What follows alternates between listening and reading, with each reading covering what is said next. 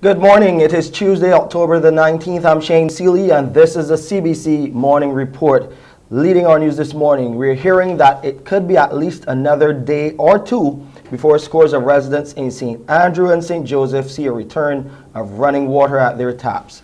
This is crews from the Barbados Water Authority continue their attempts to fix a burst on a 10-inch main at Cattle Wash, St. Joseph, which is proving to be a bit more difficult to fix than the norm. I spoke to the Director of Engineering, Charles Leslie, late last night. He was on site as the team pinpointed the exact location of the rupture.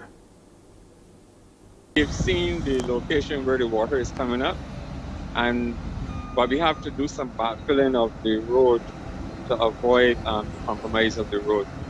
So we have just solicited the assistance of some private contractors to help us to bring some material here. We're going to be doing some backfilling of the road in a couple of minutes. It's probably going to take about an hour or two to do the backfilling. And once we're finished that, then we will continue to dig a little bit further. We don't want to do any more digging at this point because we're fearing that we will compromise the wall.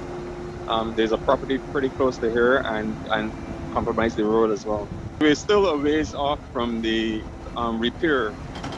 So it is looking like sometime tomorrow, probably. I'm hoping that we can get it done before midday tomorrow, but it's looking like sometime tomorrow. The guys are going to work through the night, backfilling and then cutting further. So it's looking like probably sometime tomorrow. I'm hoping it's going to be before midday, but that is provided that the weather holds for us. It's been good, It's been good so far, so we're hoping that continues. So that timeline is before midday today, so we will monitor that situation.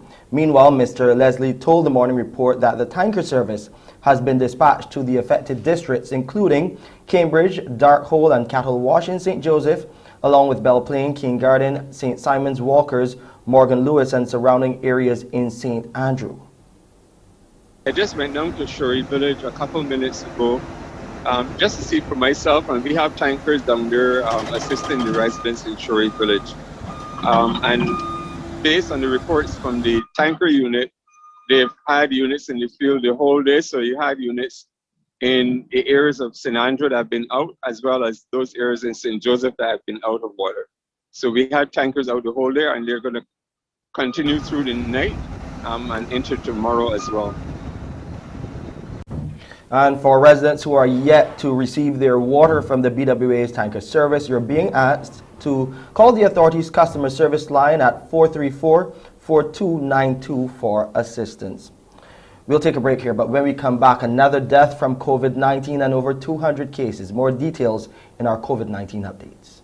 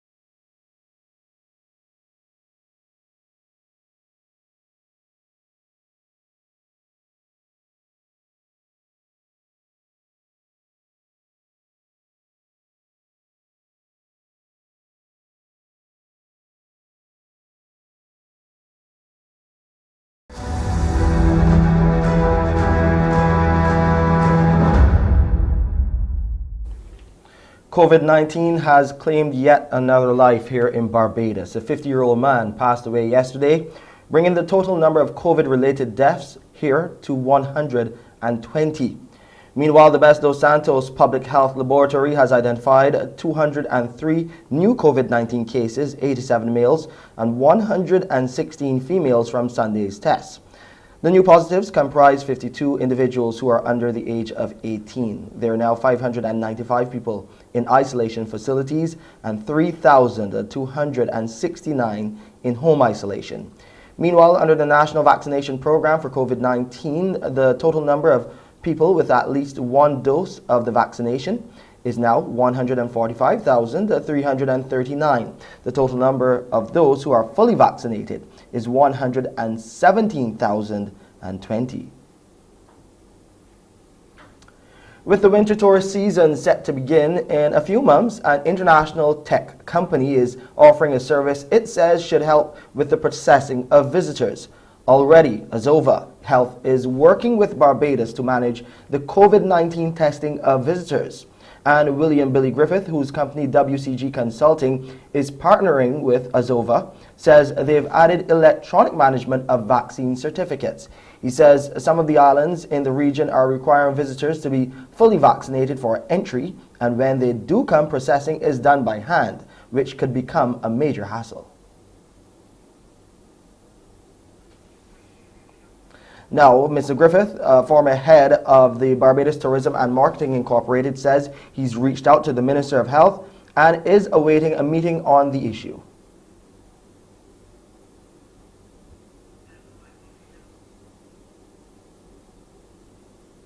Okay, let's go to our next story, and we're hearing this morning some sad news out of the U.S. Colin Powell, the former U.S. Secretary of State and the first black person in the country's history to fill the position, has died due to complications related to COVID. Powell, a four-star general who last held public office back in 2005, died yesterday at the age of 84. Colin Powell spent his career breaking barriers. He was the son of Jamaican immigrants and spent 35 years in the U.S. Army. He led combat forces in Vietnam and eventually became a four-star general. Powell was Ronald Reagan's national security advisor in the 1980s. In 1989, George H.W. Bush made him the Pentagon's top military officer, chair of the Joint Chiefs of Staff. I will do whatever the President of the United States directs us to do. And what the Bush administration wanted, the invasion of Iraq in January 1991, in response to its invasion of Kuwait several months earlier. And with unrelenting, overwhelming use of military force, the Powell Doctrine was born. You have to have a clear understanding of why they're being committed, for what purpose. And it can't just be we're seeing all this terrible stuff. The Gulf War turned Powell into a hero. Many wanted him to run for president, but he refused. Instead, Powell broke the color barrier once more. He was the first African American to serve as Secretary of State during George W. Bush's presidency. During that tenure, Powell did one thing that ultimately changed his reputation. He argued for the invasion of Iraq in 2003 before the UN Security Council. Facts and Iraq's behavior show that Saddam Hussein and his regime are concealing their efforts to produce more weapons of mass destruction. The evidence for Powell's case turned out to be false. He accepted responsibility for helping to lead the country into what Powell later called an unjustified war. I deeply regret that the information, some of the information, not all of it, some of the information I presented, which was multi-source, was wrong. And it is a blot on my record. But, you know, nothing I can do to change that blot. Over time, Powell's regret turned into disillusion with the Republican Party. He endorsed Democratic presidential candidate Barack Obama in 2008. Because of his ability to inspire, because of the inclusive nature of his campaign, because he is reaching out all across America. He gave similar reasons for backing Hillary Clinton over Donald Trump in 2016 and did the same for Joe Biden in 2020. With Joe Biden in the White House, you will never doubt that he will stand with our friends and stand up to our adversaries, never the other way around. After the storming of the U.S. Capitol on January 6, 2021, by then-President Donald Trump's supporters, Powell announced he was quitting the Republican Party, and he called on Trump to resign. Not surprising from a man who had always believed in duty to country before politics and had devoted his career to just that. Let's go back to that story now about how a local tech company, an international tech company, is helping well, with the processing of visitors, and it can do a whole lot more in this regard.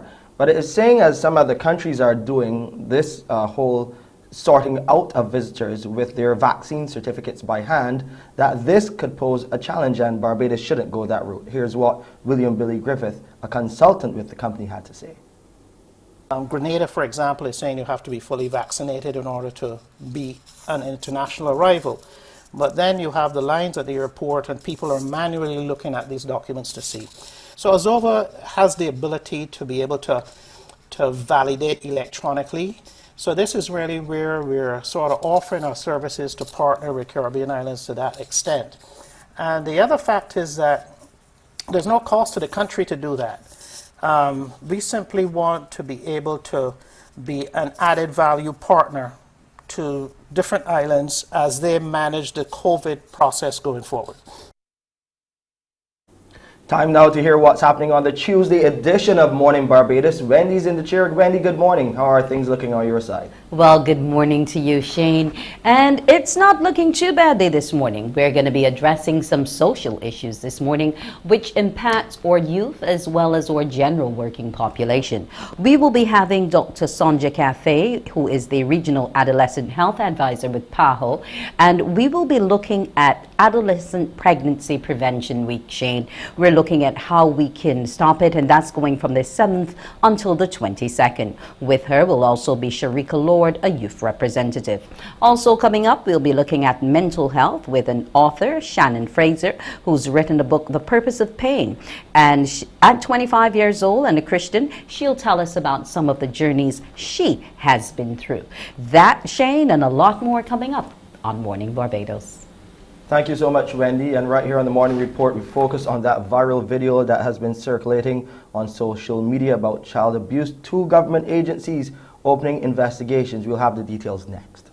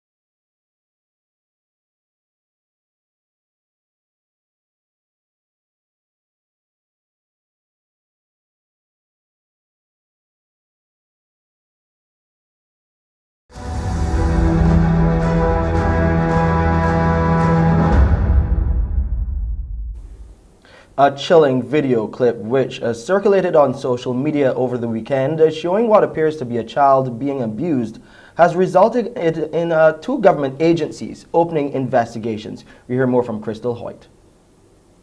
A viral video showing what appears to be a woman choking a young child is now under official investigation. Police Acting Public Relations Officer, Acting Station Sergeant Michael Blackman, has confirmed a woman is currently in police custody assisting with the matter. As of today, Monday, the 18th of October 2021, we do have a female suspect in police custody assisting with investigation.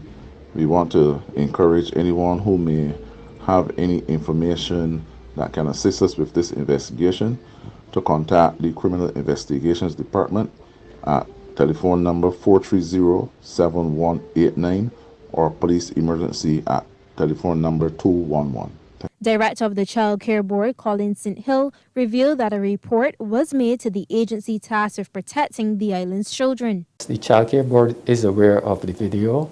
A report was made to the Child Care Board, and therefore at this time the Child Care Board is investigating the matter. The Child Care Board is also working closely with the police on this matter and to be carrying out our investigations as agencies to ensure that the safety of the child is really paramount. Though he could not speak specifically to this ongoing investigation, he did note that situations like this are of great concern to the agency. There are certain dysfunctional families within our communities. With the stress that these families are under now, some of them go about dealing with it in inappropriate ways. You could have breakdown in relationships between the father and the mother, and therefore sometimes one parent would use the child as a pawn because the relationship has ended or gone bad. And these are things that we would have witnessed, and these are things that we want to see stop. Investigations into the matter are ongoing. Crystal Hoyt, CBC News. While it will come close, Barbados will not meet its targets of planting 1 million trees by the end of the year. The update from the Environment Minister, Adrian Ford, who says since the rollout of the program in 2019, Barbados and Barbadians have planted close to 300,000 trees. He says despite some challenges, Barbados remains determined to keep its commitment to the Paris Climate Agreement. We said as a country, from a policy perspective, that we are going to do everything in our power to reach this goal. We had the challenges of COVID, like every other country. There was prolonged drought that never had been seen before because of the climate change and the climate crisis. But we stood steadfast in our mandate and our commitment, and we worked with every sweat expenditure to ensure that even if we get 1 million, we get as near to 1 million as possible. Minister Ford was speaking during a ceremony to reward those winners of the National Tree Planting Initiative. Carlos Millington came out on top, planting a whopping 276 trees, followed by Evelyn Ford, who planted 84, and John Brewster, 69. Explaining the further importance of tree planting, Minister Ford said it will help Barbados and the region with economic recovery after the COVID-19 pandemic. See around you is going to save this country, Barbados. And that is why it's important for us to be part of this fight. That is why it's important for each one of us to become the active players. That is why it's important that each and every person in earshot must understand that when they plant that tree, when they nurture that tree, when that tree is able to go through all the processes that Nigel talked about, that same tree will save your children and your children's children. Further afield now, the process of second chances is on the way as 200 applicants have applied for the Rehabilitation of Offenders Committee over in the Bahamas. The committee chair there says 31 individuals have had their records expunged. As it relates to marijuana convictions, Farquharson says the committee can also expunge those records, but he says it depends on how much drugs the person was caught with. Persons who have been convicted for minor matters as it relates to marijuana. And in the law, remember this committee have to follow the law as it is today. And under the law, if someone is caught with marijuana, less than 10 pounds, this committee can deal with expungement of that particular record, provided the rehabilitation period under the Act for young persons and first-time offenders is 2 years. Normally, in any other offense, it's 5 years. And therefore, because of our focus on young persons and first-time offenders, the rehabilitation period is 2 years. Farquharson also stressed that the expungement is not automatic and will take some time. In most countries, the process takes about a year to have your record expunged. I made the matters that we have dealt with. We have dealt with most of the matters within 6 months. Russia will suspend the activities of its diplomatic mission to NATO and close the alliance's office in Moscow. NATO, the North Atlantic Treaty Organization, which is a political and military alliance of 28 member countries from Europe and North America, had earlier expelled 8 Russians in a row over spying. This retaliation is set to plunge relations between Moscow and the transatlantic security body to new depths when they take effect at the start of next month. The move is in response to the expulsion of half of Russia's mission to the Western Military Alliance nearly 2 weeks ago. It's also closing all other NATO-related missions. NATO accused the 8 members of being undeclared Russian spies. Russia's foreign minister announced the retaliatory move in a media briefing earlier, while blaming NATO for the worsening relations. We don't have proper conditions for basic diplomatic activities as a result of NATO's steps. In response to NATO's actions, we suspend the work of our permanent mission to NATO, including the work of the chief military representative, starting from November 1st. Well, let's speak to Pavel Felgenhauer about this. He's a military analyst and also a columnist for Novaya Gazeta. He's joining us via Skype from Moscow. So Russia's suspension of its mission could come into effect as early as November 1st, according to the Russian foreign minister. How does this really affect relations that have already been so tense between Russia and NATO? I mean, they ceased all practical cooperation after the annexation of Crimea. Does this suspension change anything? Well, on the face of it, formally, this is kind of Russian NATO breaking off relations. It sounds almost as if, you know, it's kind of war coming up, but it's really not. It's not as bad as it really sounds. It's not good, but it's not as bad. Russia did not have much relationship with NATO after Crimea, after 14. The death toll from floods and landslides triggered by heavy rains in the southern Indian state of Kerala has risen to 35, with the authorities fearing the number of deaths could rise significantly. Zeenat Aslam goes through the debris of what was, until 2 days ago, her home. In her hand are the only possessions she's left with: an umbrella, a small purse, and a pair of sandals.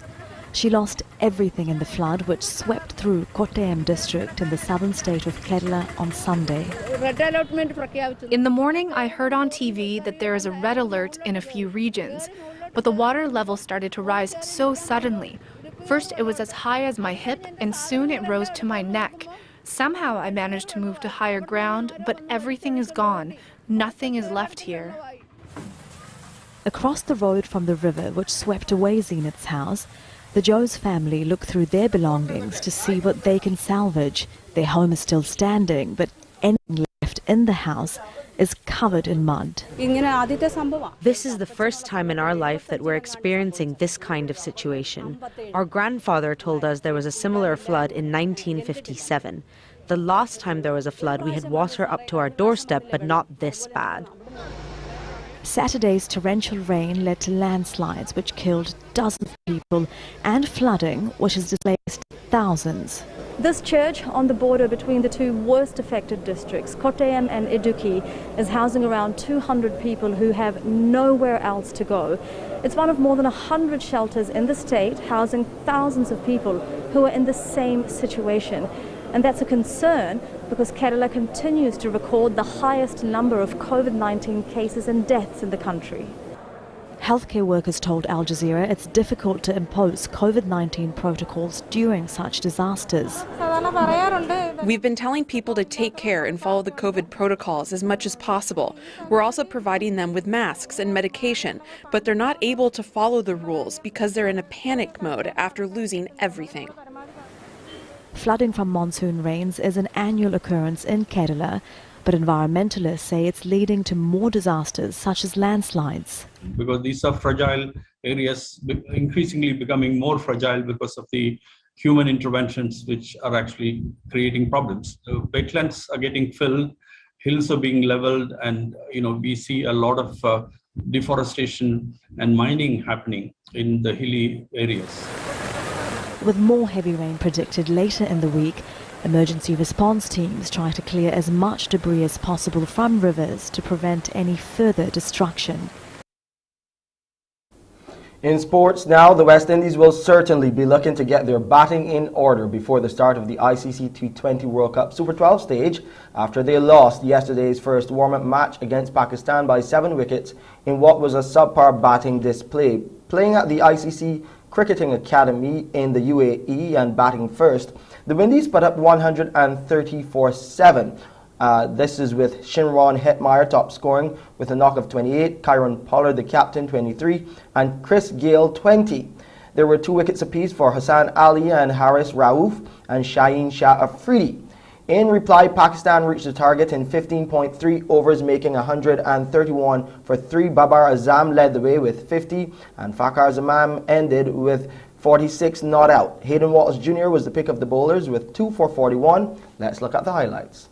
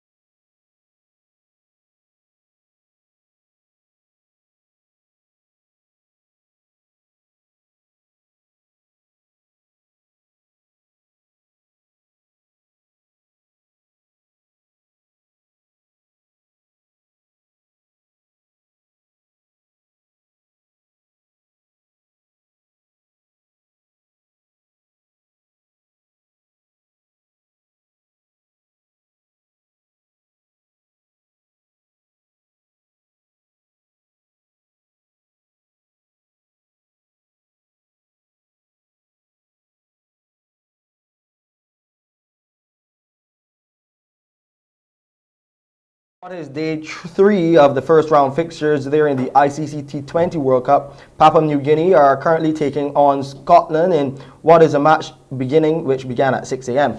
While at the 10 a.m. match will be Oman versus Bangladesh. Both matches will be broadcast live on MCTV's ESPN channel. That's 308. Let's look at the weather now. It's 27.2 degrees Celsius on the outside, partly cloudy, but it's feeling so much warmer. Up to 33 degrees Celsius already, the apparent temperature, with the relative humidity up to 82%. The barometric pressure, 1011.1 millibars, is where it stands, and those winds are coming out of the east-southeast at only 9 kilometers per hour.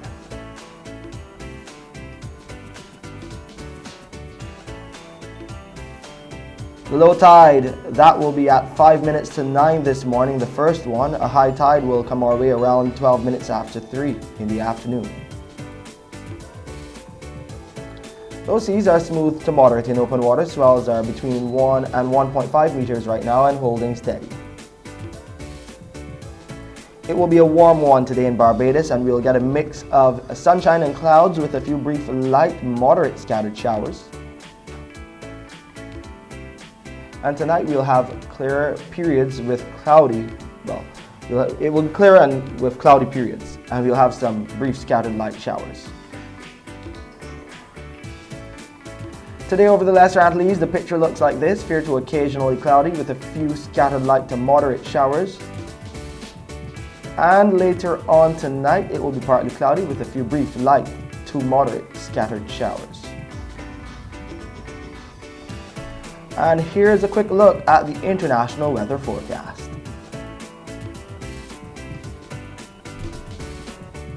And that's it for this edition of the CBC Morning Report. I'm Shane Seeley. Mornin Barbados starts now. Wake up, wake up, wake up, wake up. Barbados, get up. Good morning, Barbados, good morning. Good morning to you.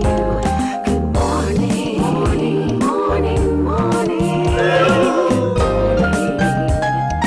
morning to you. Good morning, morning, Barbados, good morning. Good morning to you. Good morning, morning, Barbados, good morning. Wake up, wake up, wake up. Morning to you. Why, hello and good morning to you and welcome to Morning Barbados. I'm Wendy Burke. This morning we start off by dealing with adolescent pregnancy. It's something much of us don't want to talk about, but within the Caribbean and Latin America, we have the second highest numbers. So here to address it with us this morning are Dr. Sonja Cathay, a regional adolescent health advisor with the Pan American Health Organization, and Sharika Lord, a youth representative from the Barbados Family Planning Association. Now, the week started on October 17th, so we started off things on Sunday, and we will find out what this call to amplify the discourse around adolescent pregnancy for the protection of young girls is all about. Good morning and welcome to you, Dr. Cathay and Sharika. Good morning. Yes. Thanks for having us. You're most welcome. Now, this is a subject which is a bit heavy and a lot of us don't like to deal with. But unfortunately, COVID has exacerbated it because we have our young women at home a lot more. We have the unfortunate incidents of predators who live within the home still being there and able to have more access, whereas school was an escapism for them, but we no longer have that. So I want for you now, Dr. Cathay, to paint us the picture in terms of what we're really grappling with and what type of advocacy PAHO is asking us to bring to the table. Thank you so much, and it's wonderful to share this space with you. For us, adolescent pregnancy is a public health priority. And it is a priority because of the magnitude of the problem. Our region has the second highest adolescent pregnancy rate in the world, and we have the slowest decline globally.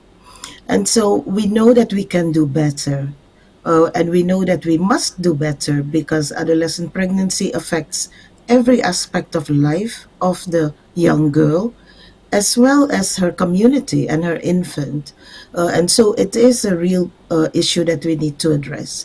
This year, we are focusing on what we call child pregnancies. This year's theme is Ending Child Pregnancy, and that refers to pregnancies in girls younger than 15 years. In the region of Latin America and the Caribbean, we have the low estimate is that we have 44,000 pregnancies or deliveries, I should say, because not all pregnancies end in a live birth. 44,000 deliveries in girls younger than 15 years. That means 120 girls younger than 15 years give birth every day, 7 days a week in our region. And that is just really a disaster because it increases the risk of maternal mortality, and it also increases other health problems as well as socioeconomic problems for the girl and her community. And so that's why this year we are focusing on ending child pregnancy. Now, you would have spoken to the need for a number of people to get involved in ending this process, the policymakers, the health officials, the parents, because I'm just wondering, in terms of the fact that there's so much prevention out there. There's prophylactics, there's the drugs. I mean, nobody wants to have their children taken birth control too early, but what are we really doing? And maybe I can toss to Sharika quickly, because I remember the Barbados Family Planning had a very strong youth advocacy presence in terms of, one, abstinence, and if we're not going to go there, the issue of using prophylactics and birth control. Where is the family planning at these days where that's concerned, Sharika? Okay, so when we look at adolescent pregnancy prevention, we observe that the problem may be adolescents engaging in risky sexual behaviors from a young age. So it's not only to say abstinence or to utilize the contraceptives, but to actually educate young people about the dangers of these risky sexual behaviors. So we already do a lot of work in terms of about sexual behaviors and its consequences, which would be the STDs and the incidence of teenage pregnancy.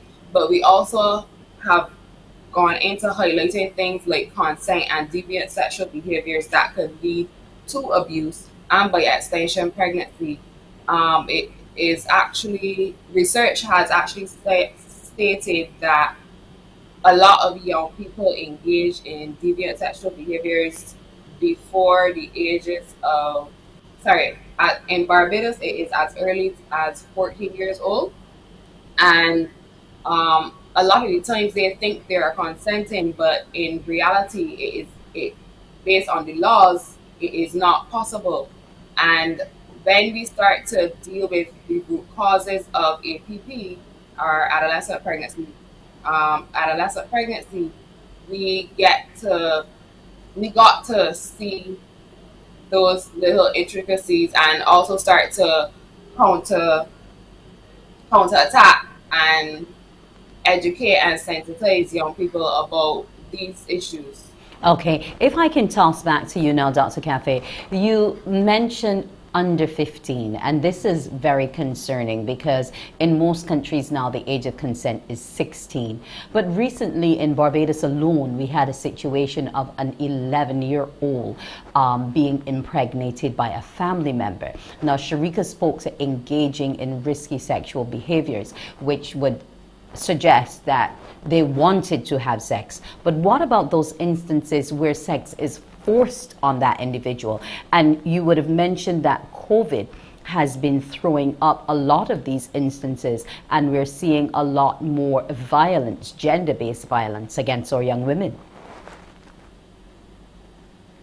Is starting to come in, because there's always a little bit of a delay with data, that it's really concerning the level of violence, sexual violence that women in general and especially girls have been subject to due to the confinement measures, and so we still consider it a taboo to speak about sexual violence, rape, incest, and those are exactly the things that we need to address openly, and we need to not only on a legal level but on a societal level become very firm to condemn this continued sexual violence against our girls that may not always result in pregnancy, but in trauma that also affects her life.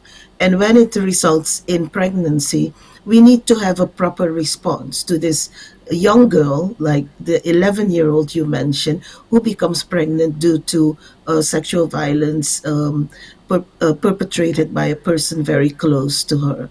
This is absolutely an area that we all need to be concerned about from a legal perspective, from a societal perspective, and we all have a role to play to address this.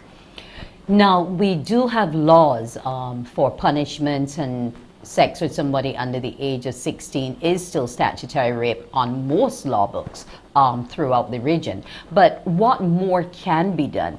And how will the series of virtual events that you're doing in terms of trying to bring that education and bringing things into perspective, tell us how that's going to try to help to counteract some of what's happening. Thank you so much. So tomorrow, there's going to be on Wednesday at 6 p.m., there's going to be an intergenerational dialogue that brings together parents, teachers, young people to discuss how can we, what can each one of us do? So that is one event that I think will really spark people to think about the role that each one of us can play. On Thursday, there is a technical webinar at 11 a.m. And during that webinar, we will take an in-depth look at the legal barriers to address child pregnancy. And then Friday, we round up the week with a virtual meetup. If I may say a few words about the legal barriers, because you're very, it's correct what you're saying, that there are laws on the books, but implementation of those protective laws is still an issue. It starts in the home. If there is no, if we don't report the abuse, then the laws cannot take into effect. And when there is reporting, the response sometimes is not efficient. And so we still have many barriers legally, as well as in terms of operational barriers to effectively address sexual violence affecting young girls. Okay, if I can go to Sharika quickly in terms of what the Barbados family planning has been able to do to help here in Barbados. We know COVID has closed most offices. How are you reaching those at-risk young women? You're muted. Okay, go ahead. Okay, sorry about that. So we usually host a set of virtual Zoom, Google Classroom, using these platforms to reach the youth. Or we also meet with the young people in small groups, practicing all of the COVID-19 protocols, and especially in regards to APP and things like sexual abuse. I love the fact that my colleague had mentioned the lack of reporting operational protocols, operational laws that actually help this issue. Um, we heard before that Barbados was supposed to be getting a mandatory reporting protocol, which allows for parents who would know that their children are being abused to report the situation to the relevant authorities. Um, and yeah, I think I answered the question. Yeah. Okay. Well, here's hoping that even though it's a heavy subject, we get more ears to be listening to the call, and we get more people involved in stopping violence against these young women. I mean, even in Jamaica with the abduction of those two young girls. And when things like this continue, it's a bit also glaring. So Dr. Cafe and Sharika, I wish you all the best in the work that you're doing during this Pregnancy Prevention Week and beyond the week, as we all become advocates for change and try to protect our young women. Thank you for joining us this morning on Morning Barbados. Thank you for having me. Morning Barbados will return in a moment. Morning, morning, morning. Good morning. Good morning to you.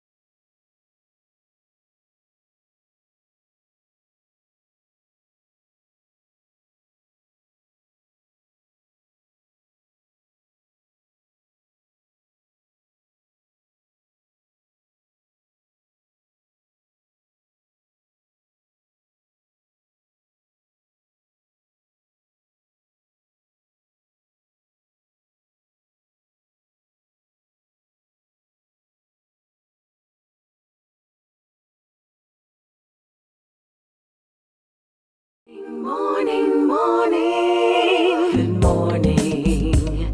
Good morning to you. Good morning and welcome back to Morning Barbados. We're going to switch the topic now to mental health. It's a word that's become a buzzword now, and it's no longer as taboo. And one person who's going to be here with us to discuss it is Shannon Fraser. She is a mental health advocate and she's also an author. She's written a book at 25 years old, this young Christian lady. She has decided to write The Purpose in Your Pain. The Butterfly Emerges After the Battle.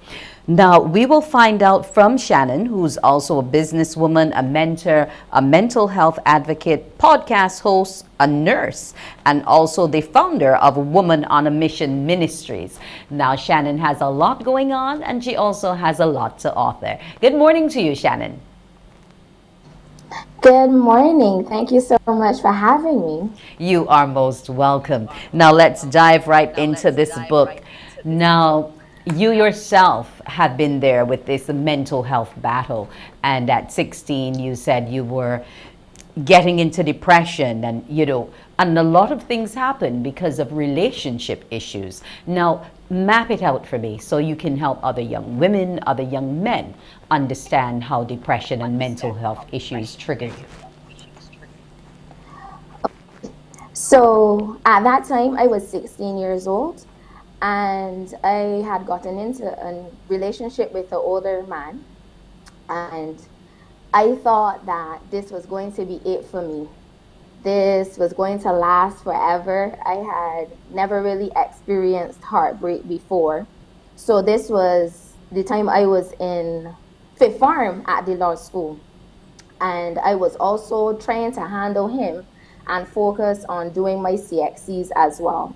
So we young and we think that we know it all. So obviously he took precedence, and I didn't give as much time and effort to my studying.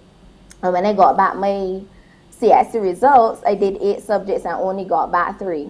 Now, I never really had any issues academically. So this failure really, really hit me. And I felt like there was no hope. There was no reason to carry on anymore because my academics, my intelligence was what I was known for. So if I'm not quote unquote intelligent anymore, what do I have to offer this world? So after that came a series of bouts of hopelessness and helplessness. I stopped eating. I hardly wanted to get out of bed. I was sleeping a lot. And then it went from depression into my suicidal attempts where I would actually cut my wrist. Now, I want to look at this cutting because unfortunately it is starting to become a bit pervasive in our society, and a lot of young women at secondary school are actually doing it. And a lot of the times that it is done, it's for the same reasons you were citing, either what they perceive to be academic failure or issues with a boyfriend. Now, explain for me what that actually does, or how does that seem to help you think you're dealing with your sadness? That's a good question. I guess at that age too, there's still so much, as you could imagine, that we have to learn.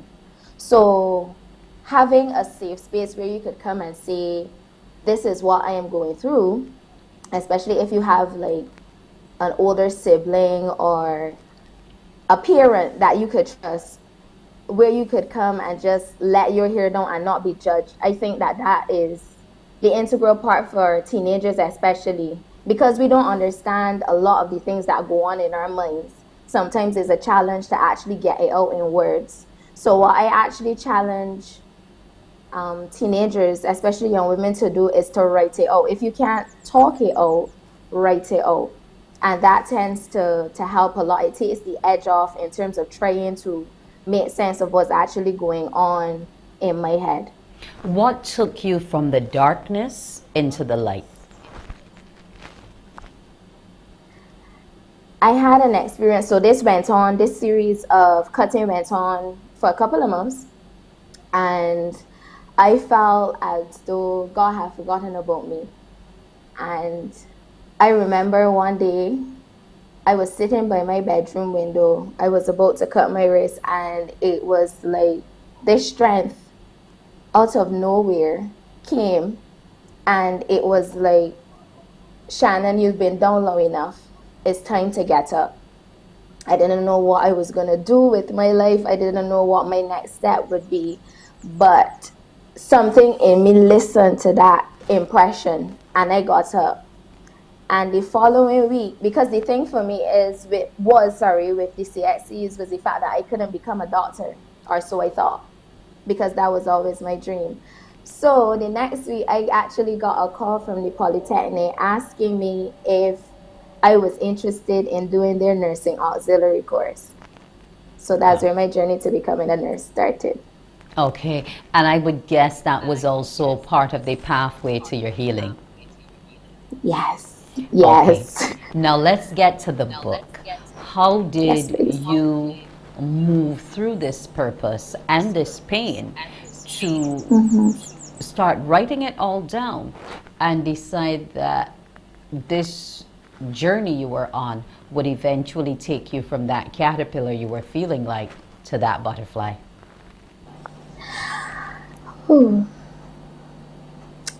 I started writing the book in 2018 under the instruction of God. Mind you, in that same time in 2012, before I left the law school, my English teacher would have told my mom, Shannon is going to write a book. She has a way with words. So when I got the instruction, I remembered immediately what she said, and that was my motivation to write. And I remember I was about at chapter 4, and the experiences that I had to recount, they were so painful that I didn't want to write the book anymore. I didn't, some of the things that I've been through were quite traumatic. And then it was through the book, like you said, that the healing came when I got what happened out. And then during that process, I also started counseling. So that really helped as well. And in being able to share that pain with others and try to help them ease theirs, how has that gone for you? Is it always at church, or do you use other spaces and maybe perhaps sometimes you're nursing to get this message out? Actually, everything that you mentioned, church, social media, I always use my platforms. I told God this from the time I started. I wanted what I did to bring him glory. And so I would use my social media platforms to share like videos of encouragement or to share what I've been through. I would also use the opportunities that I got at church to testify. And yeah, and also my podcast. I have a podcast as well, where Woman on a Mission 246, where I share a lot of my experiences there as well. Okay, tell me a bit more about this mission that you're on. My mission basically is to restore hope to a dying world, to let them see that there's actually light at the end of the tunnel. And because you would have experienced pain, it doesn't mean that you have to make pain your identity. You could use your pain to fuel your purpose.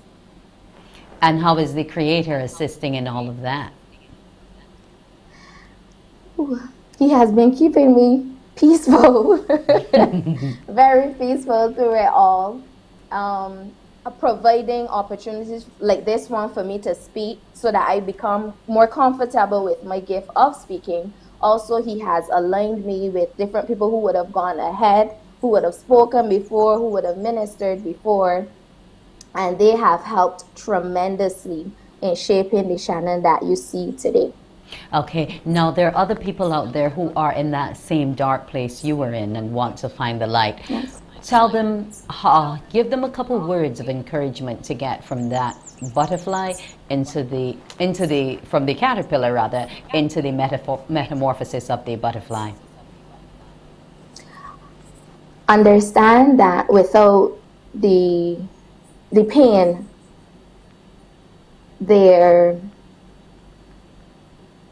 without the pain that the caterpillar actually has to go through, the butterfly's life becomes less meaningful. There is a series of things that the caterpillar has to go through, and it doesn't exempt the caterpillar from the pain, but the caterpillar knows that it's supposed to become a butterfly one day. And that was me. I didn't think that I would become a butterfly. I didn't want anybody to know about the stuff that I went through. I thought that I could just handle it on my own or just somehow end the pain. But you can't negate. Pain is the pathway to purpose. Okay. Yes, now, please. you also do Christmas boxes. Tell me about that quickly. Please. Sure. The Christmas boxes I am offering, they contain both of my books because I have a journal too. The Woman on a Mission journal, the memoir, The Purpose in Your Pain, and our signature Queen Style pens, and a surprise from me. Yes, please. So that's it. Nice. Okay, so where can I find your book quickly? Both books can be found on Amazon, or they can be ordered in the Christmas boxes from me. So The Purpose in Your Pain by Shannon M. Fraser, and The Woman on a Mission journal by Shannon Fraser. And where do we go to find you online? Mary Grace. On Instagram is Shannon, on Facebook is Shannon Fraser. Instagram, Mary Grace 0402, or Woman on a Mission _Enterprises. Okay, Shannon, well, I wish you all the best on that mission, and may your butterfly wings continue to flutter and you help other people out of their darkness into the light. That was Shannon Fraser, a mental health advocate, nurse, and author. Thanks for being on Morning Barbados. You're welcome. Bye. Morning Barbados will be back after the break. Morning, morning, morning. Good morning. Good morning to you.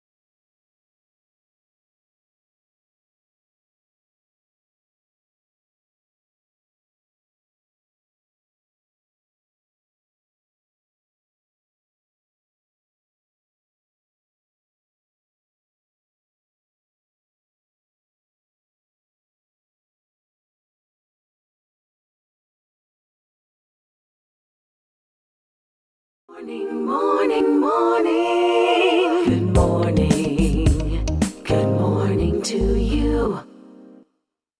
Well, we're back with Morning Barbados, and we have some more interesting mental health issues to discuss coming up as we join with COB to celebrate its 38th anniversary.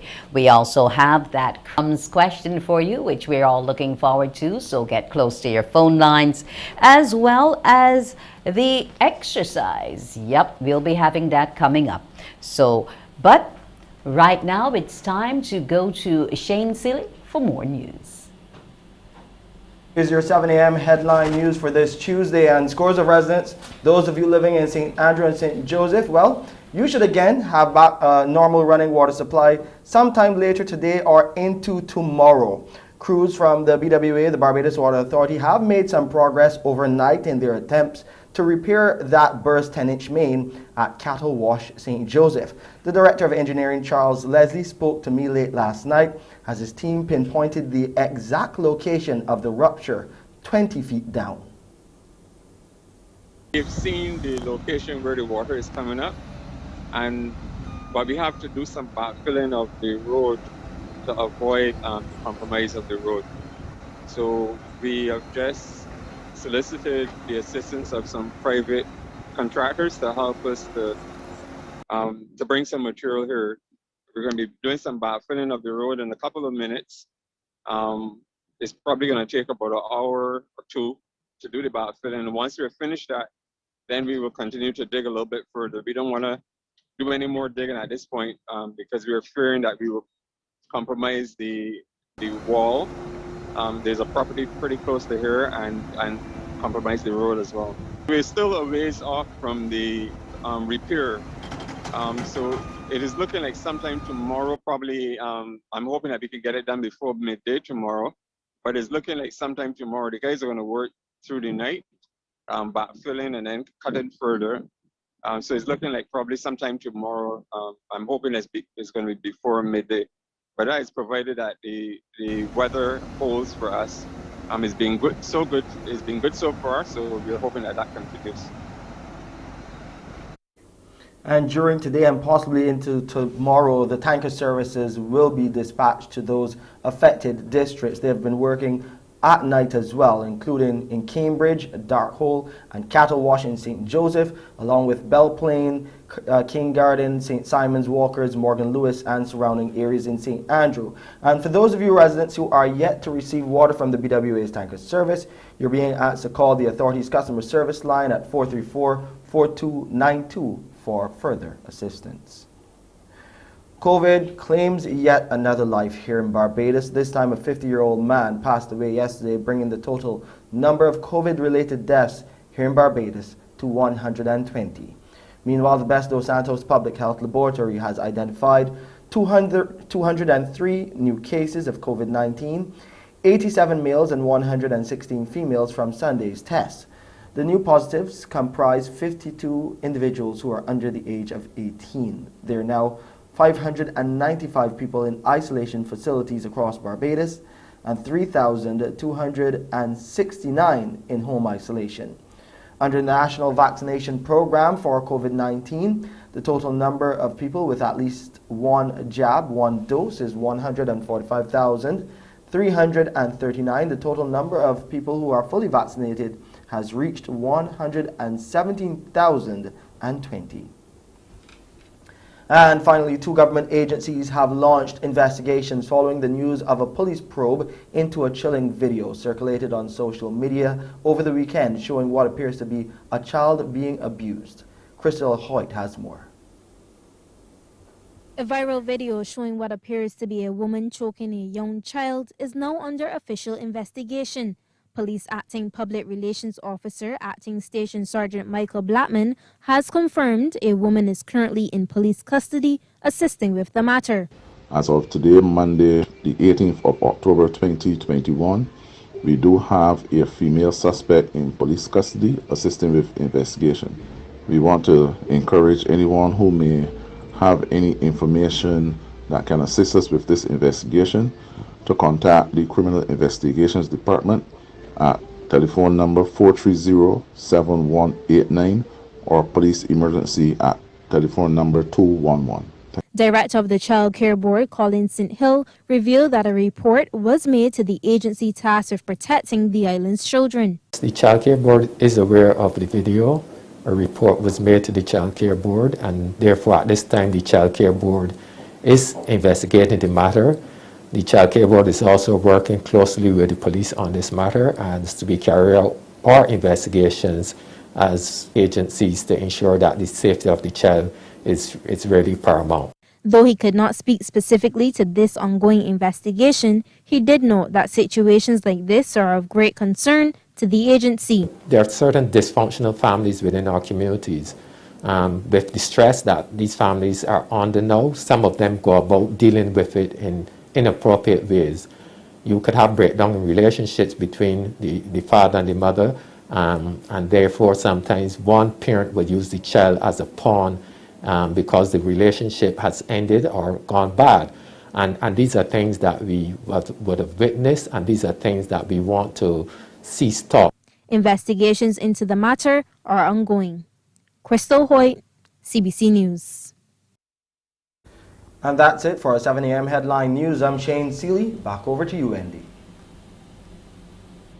Why, thank you, Shane. And we'll be coming up after the break with your crumbs question of the day. So stand by 228-5562, 228-5563. We'll be back in a moment. Morning, morning, morning. Good morning. Good morning to you.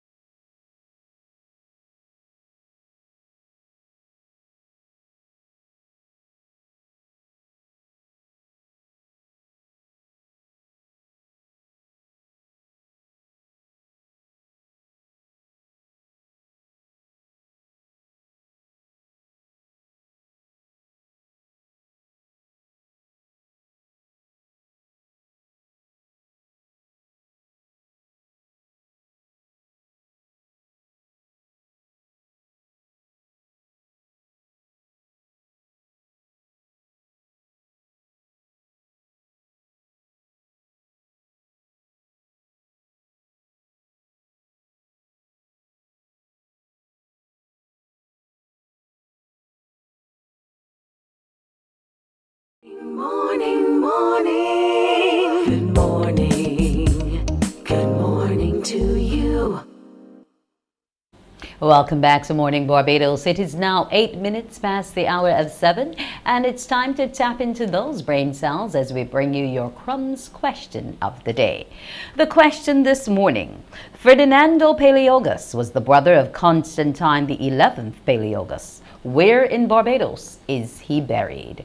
Where in this island of sweet Barbados, that 166 square miles, is Ferdinando Paleogas, who was the brother of Constantine the 11th, buried? Let's get to those phone lines, 228-5562, 228-5563. Let's see how much you know about this sweet, beloved Barbados. The crumbs question of the day.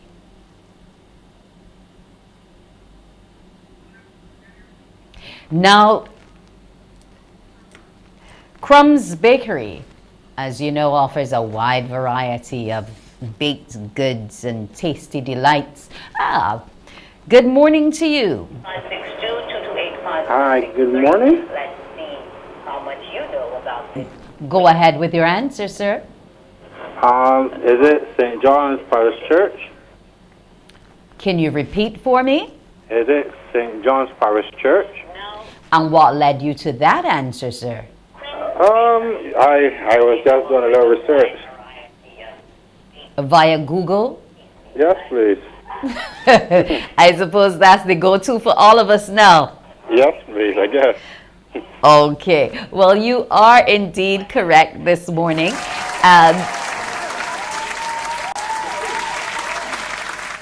Now, did you even have a clue before you press that button and search that phone or that laptop or that tablet? No, not at all. Okay, well, I guess now you'll share your knowledge with a few more people as you tell them exactly who Ferdinando and his brother Constantine the 11th were. Stay on the line, sir, and we'll take your information, and congratulations to you. You are our crumbs winner of the day.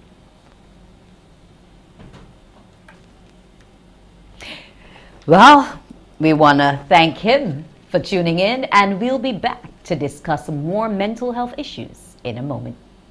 Morning, morning, morning. Good morning. Good morning to you.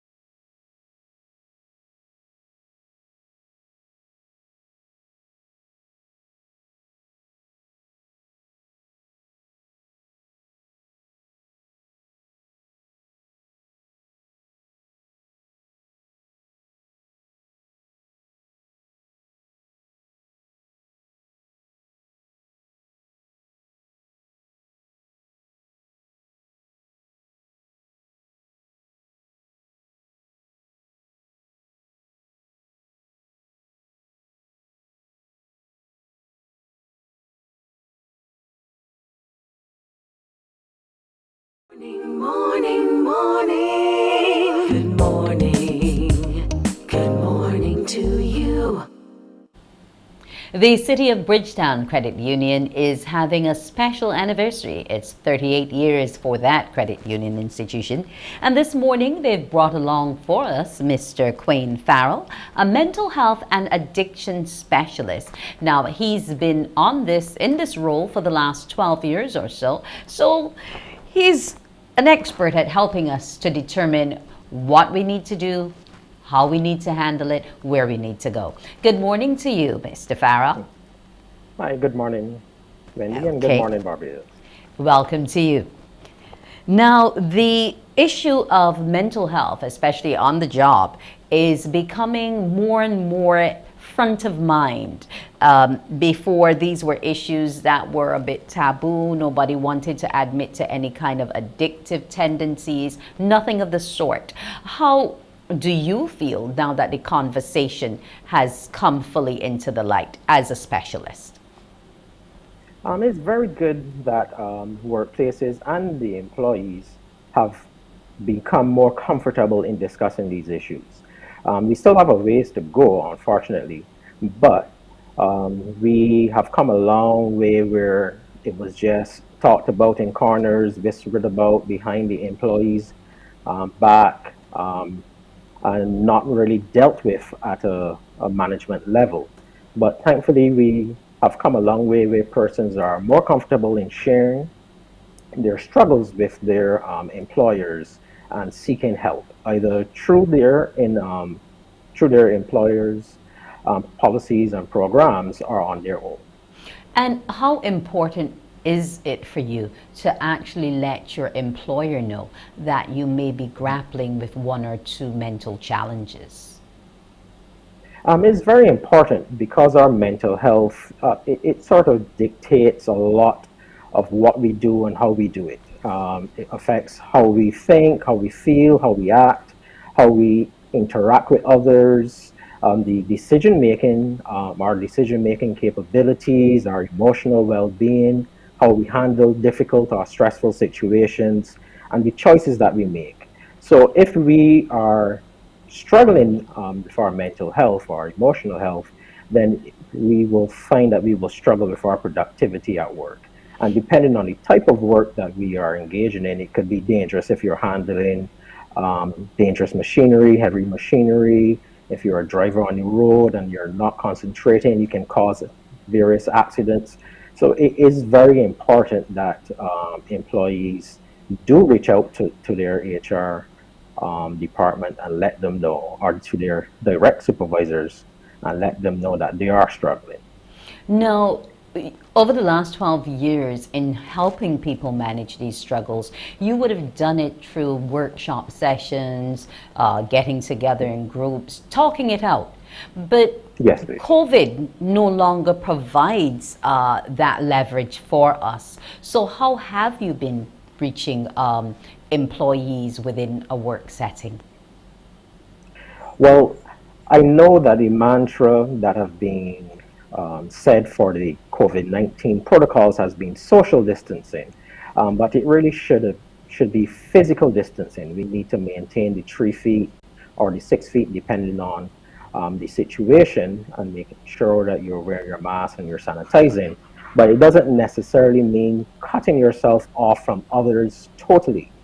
So thankfully, with platforms like this, and then we have other platforms like Zoom, we have WhatsApp, we have the Google Meet. So there are a number of different platforms that allow us to do that teletherapy, where you can do online or virtual therapy. You can do it in groups and you can do it individually. So it does have its challenges, but it is better than not meeting at all. Right, because I was just going to get to that, whether or not people feel as free to discuss in that type of setting, you know, whereby, okay, the camera's on in my home, but I don't know who in your home might be watching me on camera, etc. So the level of confidentiality might seem in some ways compromised. How do we manage that for the employee? Well, at the beginning of any session, what we would normally do is reassure to the client that confidentiality is key and that their information will be kept confidential, not only from persons within the general facility in terms of listening, and as you can see, I have in my headphones, so that I would be the only body to hear, and also being in a secured room where there's nobody else in the room.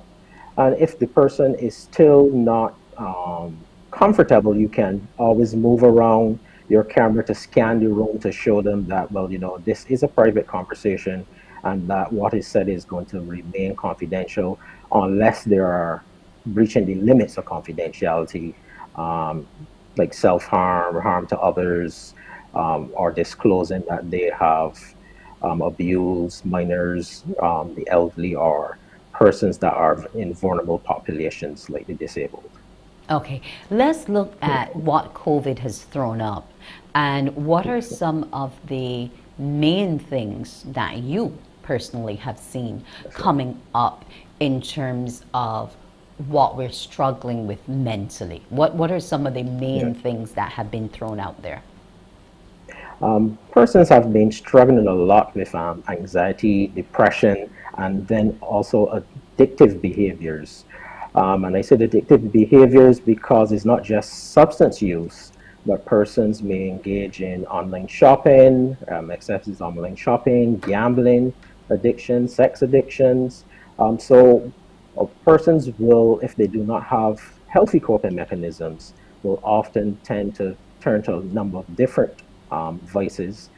Some of these things may seem normal, like eating or exercising, but if you are utilizing these things to deal with your emotional well-being at an excessive level and not having a healthy method of exposing what is going on with you, then it can often lead to issues. So those are some of the main things that I've been seeing since COVID has come about. Now, what sets the level? Because you mentioned online shopping, persons might think that if on average, because we're dealing with the credit union here in money management, so people might be of the opinion that if on average I spend maybe say $400 online and I now spend $600, that's not necessarily going too overboard because I am comforting myself a little more. I can't go out to the store. I have a lot of comorbidities, so let me just use this stuff that I'm buying, these material things, as my comforter. Yeah. Well, excess would be determined on the level of impact it has on you. So if I can afford $400 a month comfortably, it does not impact on me being able to manage the rest of my bills, then that wouldn't be an issue. But to even go up to say $600 or even $500 a month in online shopping, that might put a lot of strain on my bills, on my ability to manage, my ability to buy the groceries that I would normally purchase, my ability to say purchase school supplies for my children, or anything that would be in my regular budget. So if I am putting a lot of strain on my budget, which will then put even more pressure and stress on myself in terms of where I'm going to get this money from, then it is not as healthy a coping mechanism as it may seem. So if it is disrupting your daily life, then that is where we would look at it as being an issue. What are the coping mechanisms? In terms of healthy coping mechanisms? Well, I would hope that they'll make me better if I'm having an addiction. Right. So some of the things that we definitely need to look at is, one of the big ones is obviously sharing with persons that can help. So seeking help from professionals, whether it be in residential treatment facility or an outpatient treatment facility, private practice persons, and dealing with the issues that are bothering you at this moment. So if it's anxiety, if it's depression, if it is a trauma that this pandemic is bringing up, isolation, loneliness, sadness, speaking to a professional will assist with that. But there are also some things that you can do at home to manage if it is not to the extreme and that you need to have professional help. So prayer, meditation, relaxation techniques, journaling is a very important thing. Having a gratitude journal, especially because during the pandemic, you may have be bombarded with a lot of negativity and a lot of loss. So what you can do is look at some of the things that you are grateful for. I would have challenged one of my clients a time back to do a daily gratitude list at least three things that they're grateful for each day. So I believe we would have stopped about 100 or so consecutive days. And it helps you to recognize how much you actually have as opposed to what you have been losing during the pandemic. Okay. So You things mentioned like yoga as well. Oh, sorry, go ahead. you mentioned the whole issue of outpatient care in trying to seek help. But are there any other immediate places we can call? Like, are there any hotlines, helplines that you could point us Yes, to? please. I know the Substance Abuse Foundation Inc. has a 24-hour hotline, and so does CIASA, which is the Counseling Center for Counseling Solutions and Addiction. They also have a 24-hour hotline, and I believe you can Google both of those, and you would be able to find the hotlines. I know also the psychiatric hospital is open 24/7. I think their assessment unit. So if you are having struggles, you can also call them. And I believe if you go through the accident and emergency, if you're having a struggle that may be showing up some physical issues, you can also go through them and they will then also refer you, if necessary, either to their ward or to the psychiatric hospital if necessary. Well, I want to thank you so much, Queen Farrell, for being with us to discuss the whole issue of mental health addiction. And I will be watching what my levels are. Remember, this segment was brought to you by the City of Bridgetown Credit Union. You can find them on Facebook and Instagram at COB Credit Union. Their telephone numbers are 430-5900. There's also the website, www.cobcreditunion.com, or email them at info@cobcreditunion.com. Thank you again, Mr. Farrell, and here's to helping not only COB, but other people cope with their addiction and mental health struggles. Thank you once more. Thank you. Have a Morning Barbados will be back after the break. Morning, morning, morning. Good morning. Good morning to you.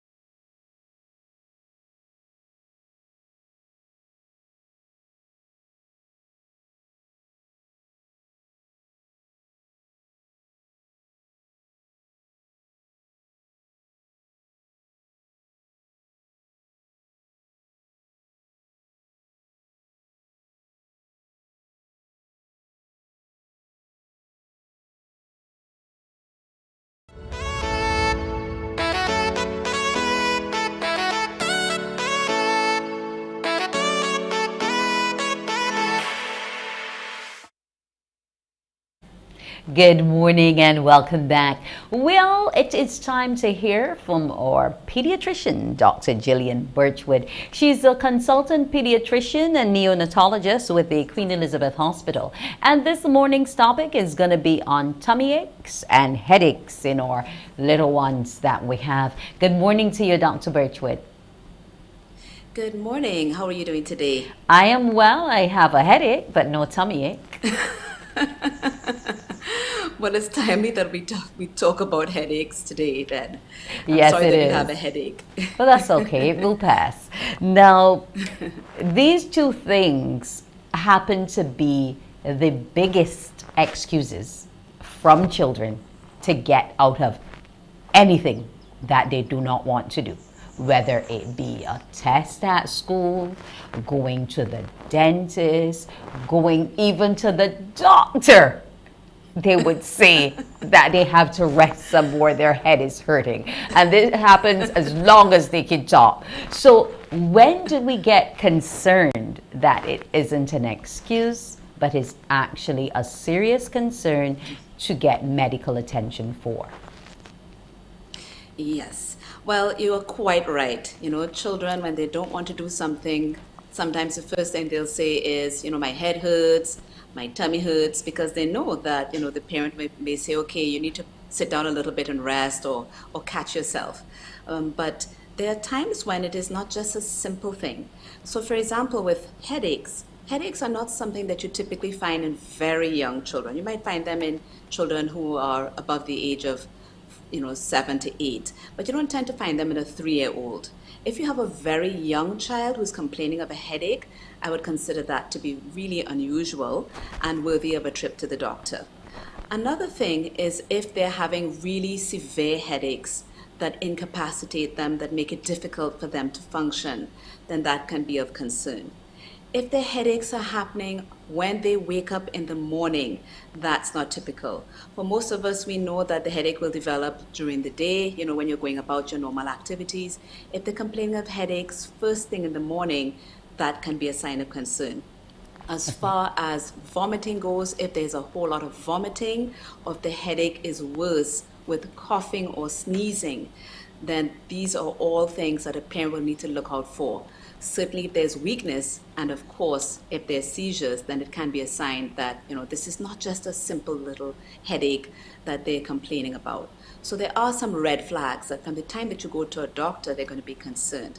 And the last red flag for headaches that I should mention is if a headache is severe enough to wake them up from sleep, then that is really very likely not to be just a simple headache. It's like something much more serious. Okay, now in terms of the level of seriousness and knowing whether to get to the doctor or whether to take a little liquid Panadol, a little liquid Amaral, how do you gauge that degree? Right, so for parents at home, I think that is a good place to start if your child is complaining of a headache. If they're complaining of a little headache, you give them a little Panadol, as you said, a little Aramal or Calpol, and you should be able to give them a dose that's appropriate for their age. So very often people don't give the appropriate dose to their age. So they should weigh the child if they can at home and then look at this for the correct dose. Then they give them the Panadol. Within an hour, you should expect, or 45 minutes, you should expect that the child's headache should be, much improved or relieved. Some types of headaches, like migraine headaches, may require a different type of medication.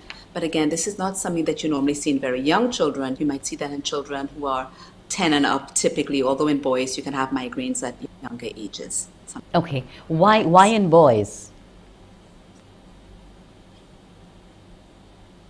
That is a great question. I don't think it's very clear why the migraines may occur at younger ages in boys than girls, but they certainly can present at a younger age. And of course, migraines also run in families. So when you see a child who's of a certain age who's complaining of headaches, then you definitely need to ask if the migraines run in families. And in some children, migraines can actually show up with abdominal pain as well. So migraines can present differently in children from how they do in adults and adolescents. Now, what I want to know, Dr. Birchwood, is in terms of both this headache and tummy ache, could it sometimes be caused by food allergies, or maybe perhaps overexposure to the sun, or perhaps by ingesting too much of a particular food item that day, say sweets, etc.? Could those also be triggers? So that's a great question. So for some people, when they are having migraine headaches, for example, there may be clear triggers. So for some people, caffeine, and you might say, how would a child have caffeine? Well, chocolate has caffeine in it, and so do many of the sports drinks. They also have caffeine in it. So that can be a known trigger for some people. For some people, dairy products, and for some people, things like tomatoes, tomato ketchup can be a trigger for them for headaches, particularly migraine headaches. And for some people, food allergies can also be an underlying reason why they may develop tummy pain and sometimes headaches too. So in regards to tummy pain, if children have a food allergy, for example, they have milk protein allergy, which is different to lactose intolerance. If they have a milk protein allergy or a soy allergy or a fish allergy, for example, it may show up as abdominal pain. Lactose intolerance is another food-related cause for tummy pain, but lactose is the milk sugar, and so that actually is a different reason that is not a true food allergy that can cause abdominal pain in children. Okay. So when parents are looking at different causes of abdominal pain, they definitely need to think about food as a possible trigger, and they should look at patterns in the diet that might give them an idea as to the cause. What if this tummy pain comes along with tummy bloating? Yes, so tummy pain and bloating can be associated, again, lactose intolerance can be associated with bloating. People who have lactose intolerance will know that the bloating can come along with the gas used by the lactose sugar as the bacteria work on it and it's not properly broken down. So they can have bloating and gassiness.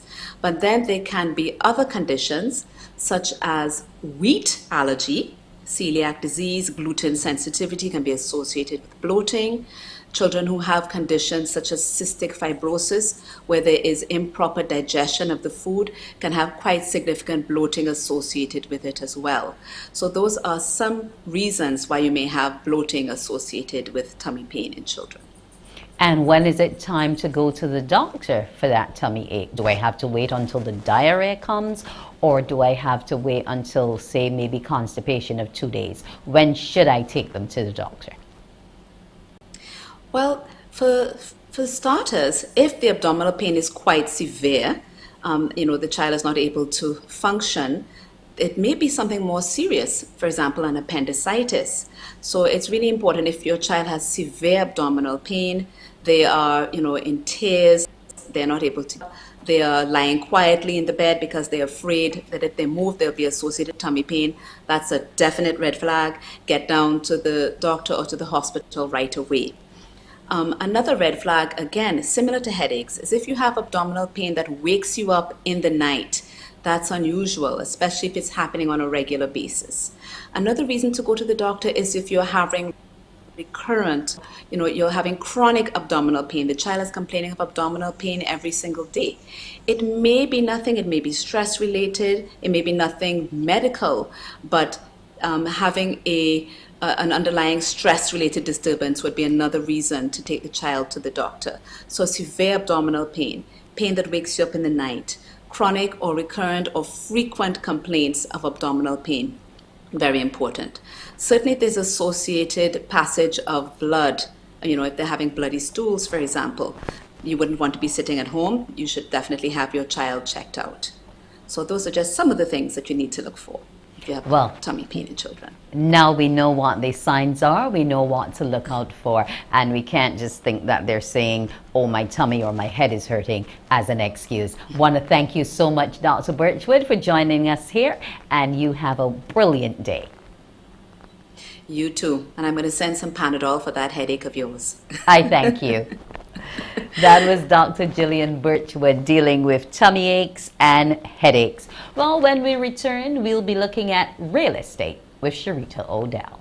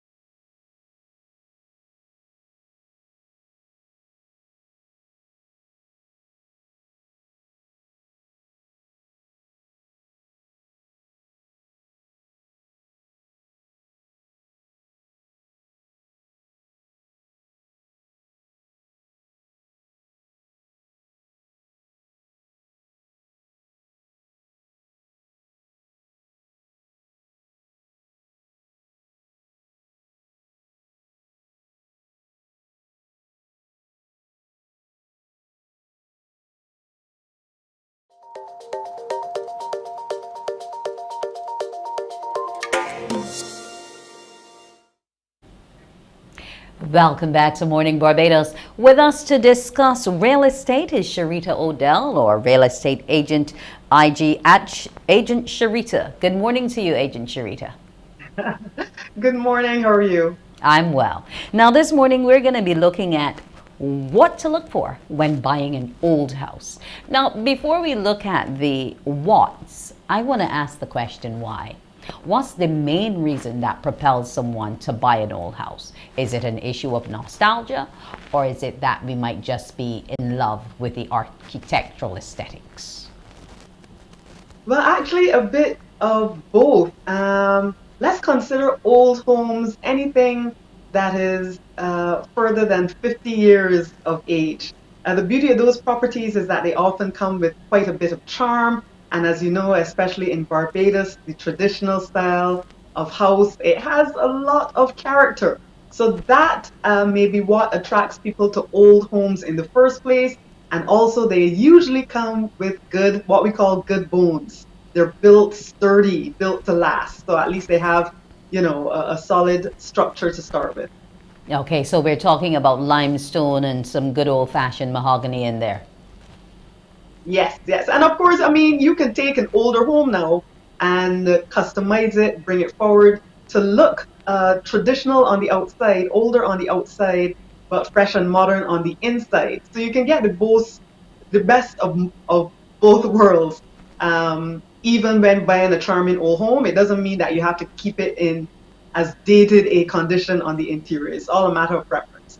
Okay, now let's start by looking at what we need to look for when getting that home. Should we be looking to see the strength of the foundation?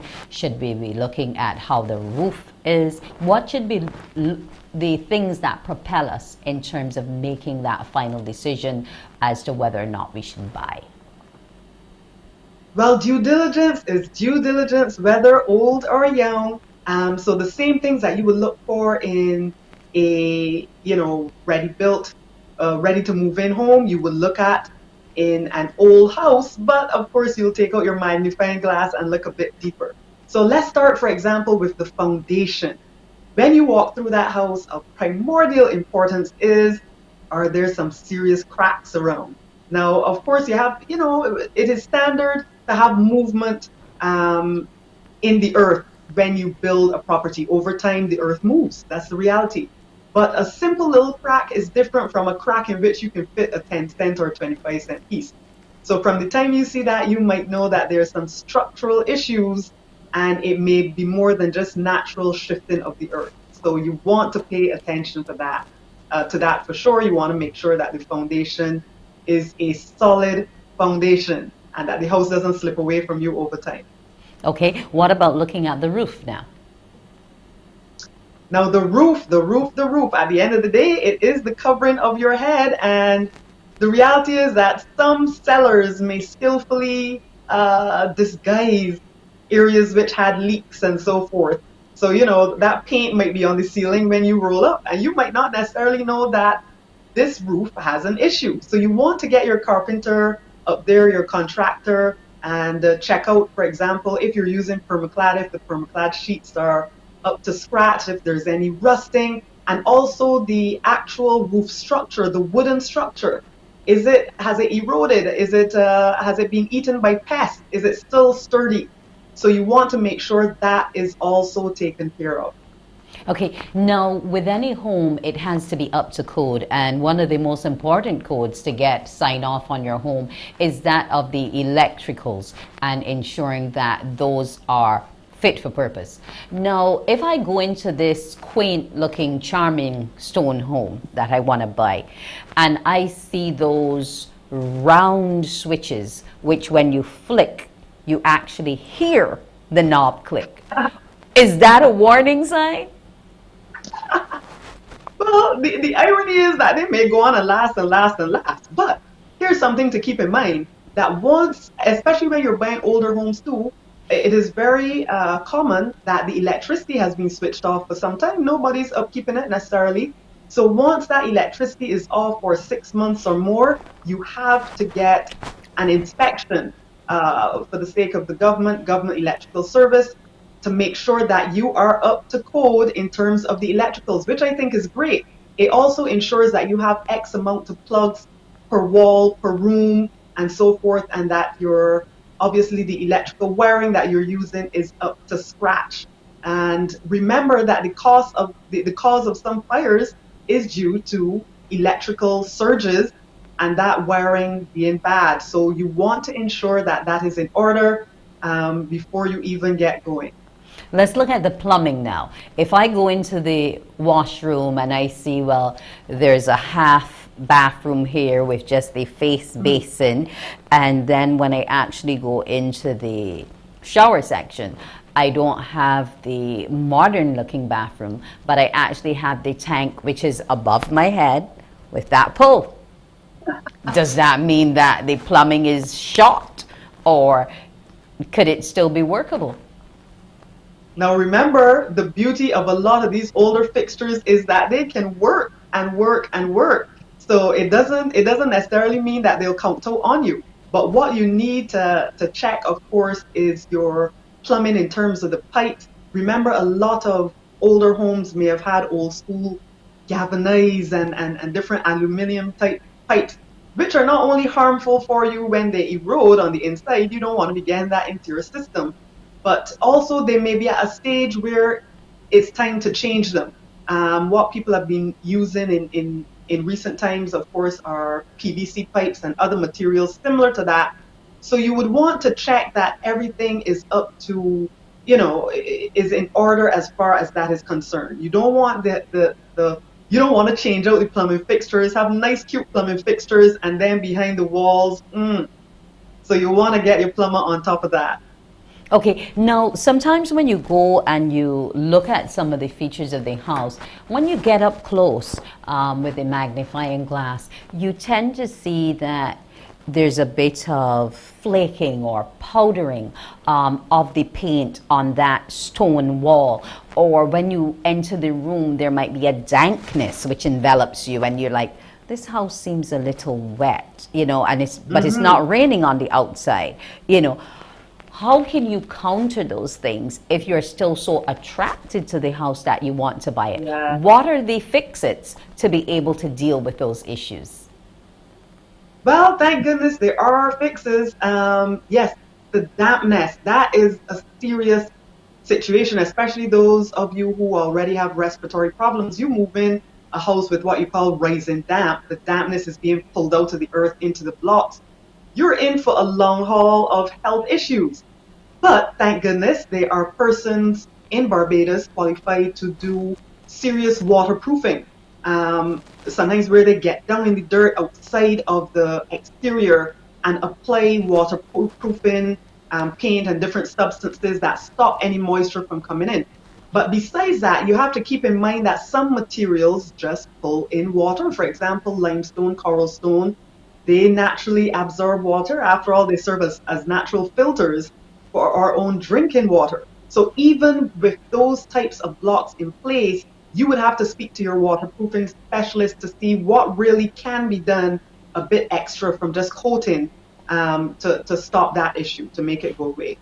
Let's look at the pests now, which would be affecting the home, whether it be the walls, whether it be the foundation, because it's not always only termites. There are other bugs there that, may upset the balance of things. What are some of the things we should be looking out for? Well, termites, of course, number one. Remember, when you are buying that property, you don't know when last the termite treatment was done. And if those previous owners did a termite treatment at the beginning, it's now 50, 60, 70 years old. And those treatments are usually good for what, 10 years or thereabouts? Yeah. So you want to do a thorough inspection on anything wooden because it can look very glossy and shiny on the outside, but those termites can do a number on the inside. And of course, even in terms of, we had a house being shown recently that the agent then realized, why is there a tail above me? There were rodents in the roof. Sometimes you also will get bats, because bats will look for nice dark places to hang out. And you then hear them in there when you've moved in and wonder how to get them out. So it is good to have a contractor come and take their ladder and look all up in that ceiling, see if they see any droppings, anything like that. All of that you want to treat beforehand. Okay, now when should we decide this property is not for us and just walk away and leave it? When you start realizing that the costs are adding up to way more than buying a house, walk away. Actually, run for your life. Sit down with your pencil and your calculator and calculate the cost. You would know what your budget is, because the reality is you can get some really good deals if you buy an older home. But let's calculate now. Is it worth it? When you look at those numbers on that paper, is this really worth it? So only you would know. Okay, I want to thank you so much, Agent Sharita, and you can find her on Instagram at IG Agent Sharita, and she's also on Facebook at Barbados Real Estate 246. Telephone number 233-8888. Always good to talk to you, so thanks for the advice about buying that old house. Thank you so much, Sharita. When Morning Barbados returns, we'll be getting physical with Thorn Wood, our fitness instructor. We'll be back.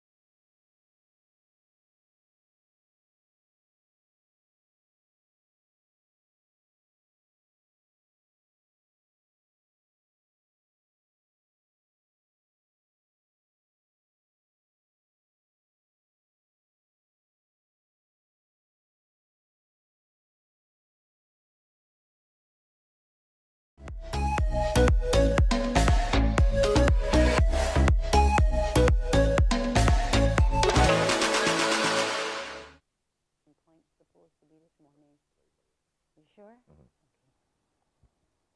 And we're back with Morning Barbados. Now, we are in the position to get physical, and we're here with Thornwood. Good morning to you, Thorn. Good morning, Wendy. How are you? How are you, Barbados? Well, I was well whilst I was sitting. I'm not too sure how I'm going to be now. Well, you're going to be fine. You know, this is your first time, and we can take it easy with a light morning stretch. You know, you can do this as your morning routine. You know, generally what I wanted to say about what's happening with exercise and stuff like that this morning is that everybody's focused on getting their vaccine and that kind of stuff, but we still need to be cognizant of the fact that you need to exercise. Who has the pandemic affected most? Those who have NCDs, underlying issues and stuff like that. So we need to really, you know, if there's any time that we should focus and really get our bodies in shape and push that narrative, it is now. But the other thing as well, Thorn, is that COVID has automatically made us sedentary. Yeah. The fact that we have to distance, the fact that we are staying inside because we have comorbidities is all the more reason that we've gone into that little shell and we're just on our couches watching Netflix and chilling day and night. And watching us on Morning Barbados. So that as well. That is why we are here, to make a change. So we're going to start super simple, all right? Do a couple hamstring stretches, a couple trunk stretchers and stuff like that. So what I really, really like to start with doing is getting the body nice and warm with some simple movement. So this is the kind of stuff that you can do getting out of your bed. I like to call it, well, we call it roll downs and dance. Right? So you're going to think of your spine as a chain. You're going to start with your chin going towards your chest, and you're going to roll all the way down with your hands dropped. Let your head hang, everything neutral, all the way to the floor. So you roll down like this. You go 1, 2, all the way down. Wendy's supposed to come with me. 4, 5, 6, 7, 8. So you just stay here. Drop your hands. You can do a little micro bend if it feels like you're having too much tension. My 8 has only gotten to my knees. So you can do a micro bend, right? Slight bend of the knees, right? So reach up. That's not slight. That's a little, yeah, slight. And then you reach a little further. And then what you do there is that you straighten to increase the stretch a little bit. Yeah. And straighten. There you go. So you see you got a little. You see you going past the knees now? Okay. Good. So right here you would drop your head essentially. Mm-hmm. There you go. And then come back up slow. 1, 2, 3, 4, 5, 6, 7, 8. So generally, I would start doing like 5 to 6 of those, but in the interest of time, we're going to move on. So guys, those are the first thing you're going to start doing. And then the next thing we're going to, when you're finished off in first initial stretch, you're going to take your hands up, hold them, down like that. I'm holding them. Bottom, and then stretch, and you just woke up from sleeping. And the same thing, so you reach forward now. 1, 2, 3, all the way down, dropping your head, keeping your spine and your head neutral, and just letting everything hang down. Pushing out towards the floor. Then what you can do here to release the hips a little bit, drop your hands to the floor. You're only thinking about moving your torso, thinking about brushing from side to side like that. I'm thinking about if I'm going to get back up. And my hips feel like they're locked. So what you're going to do, right? No, stay down, stay down, stay down. Hand, drop your head. You're going to rotate your upper body from side to side like that. So I'm going to move like a trunk. But you want to keep your hips stationary, but move your torso. Yeah, there you go. From side to side. Don't turn your hands, just brush the floor from side to side. There you go. A little better. Got to be a little more fluid when you come. You gotta go. There you go. I don't want the viewers to hear the creaking. All right, so from here we go to the floor. So you got to sit on the floor, ready? Yeah, you got to sit on the floor. Yeah. I pass on that. All right, so this one is pass on that this one is really politely pass. All right, all right, Wendy. All right, I'll do it for everybody. All right, so this one is super simple. Unless usually you do this with shoes off. Okay. Unless you happen to sleep in sneakers.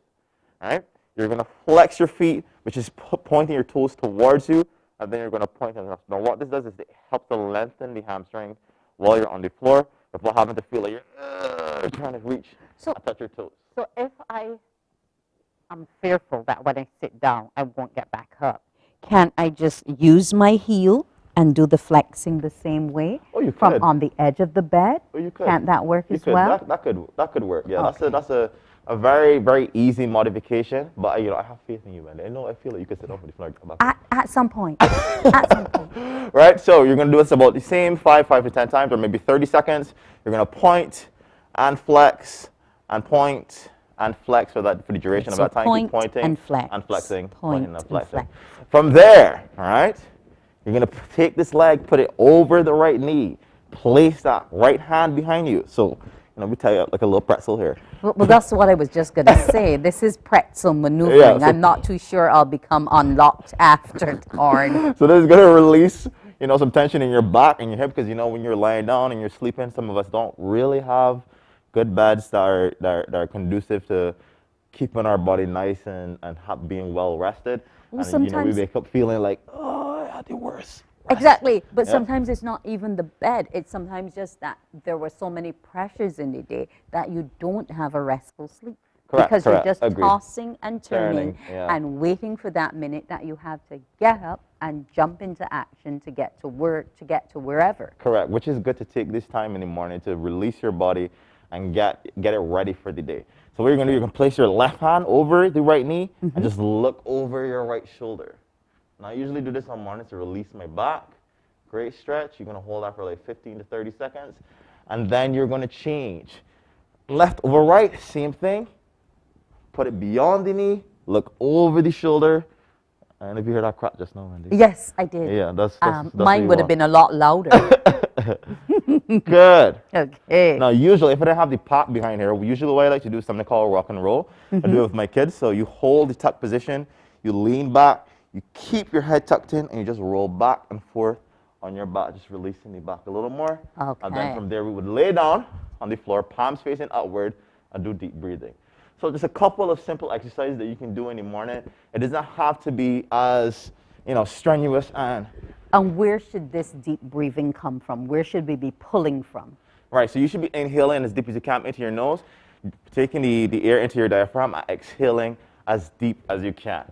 So just a couple simple exercises that you guys can do on mornings when you wake up. Wendy, apparently be pressed for time running along, Yes, Wendy. it has.